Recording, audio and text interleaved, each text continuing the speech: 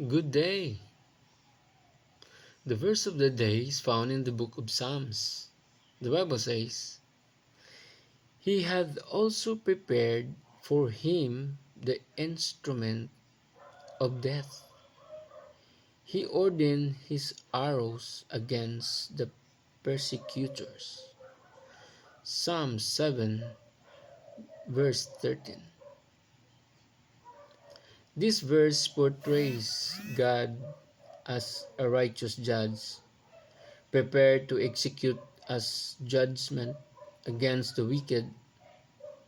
The imaginary of instruments of death and arrows signifies God's readiness to comfort and punish evil.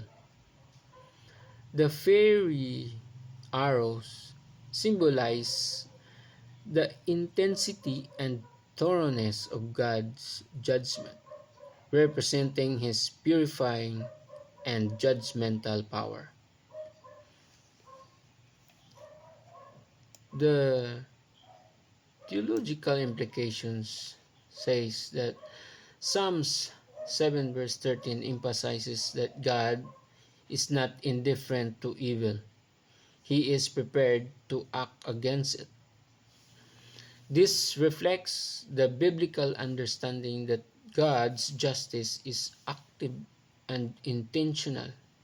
The verse serves as a warning to those who persist in wickedness, highlighting that God's patience has limits. In practical application,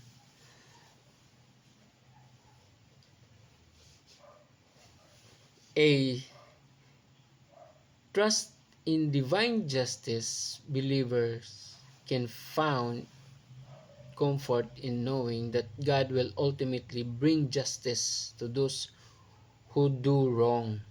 B. Call to repentance. The verse underscores the importance of turning away from sin and seeking God's mercy.